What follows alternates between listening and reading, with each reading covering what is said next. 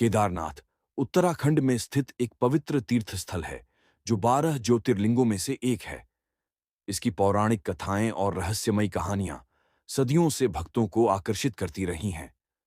केदारनाथ की सबसे प्रमुख पौराणिक कथा महाभारत काल से जुड़ी है। पापों का प्रायश्चित।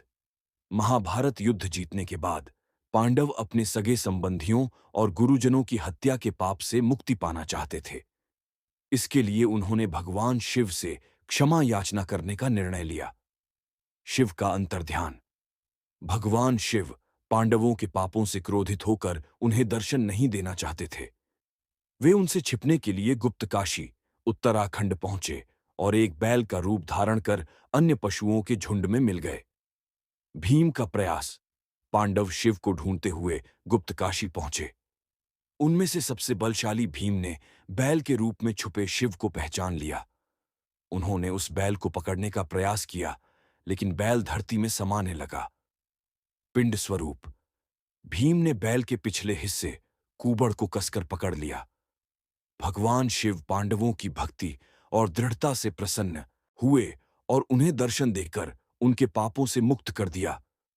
तभी से केदारनाथ में भगवान शिव को बैल की पीठ के त्रिकोणीय आकार के रूप में पूजा जाता है, जो एक स्वयंभू शिवलिंग है। पंच केदार की उत्पत्ति।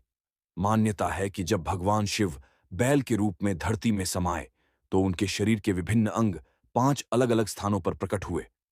मुख नेपाल के पशुपतिनाथ मंदिर में, भुजाएं तुंगनाथ में, नाभि मदमहेश्वर में, जटाएं कल्पेश्वर में, धड़ पिछला हिस्सा केदारनाथ में।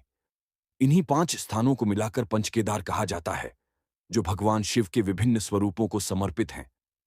ऐसी मान्यता है कि 13वीं से 17वीं शताब्दी तक केदारनाथ मंदिर लगभग 400 वर्षों तक बर्फ में दबा रहा। वैज्ञानिक शोधों से भी पता चला है कि इस दौरान छोटा हिमयुग आया था।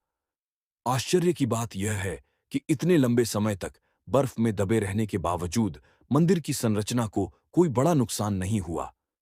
केदारनाथ की यात्रा का आरंभ गौरी कुंड से होता है, जहां एक गर्म पानी का कुंड है। मान्यता है कि यहीं पर माता पार्वती ने भगवान शिव को पति रूप में पाने के लिए तपस्या की थी और यह गर्म जल स्रोत उन्हीं के लिए प्रकट हुआ था। केद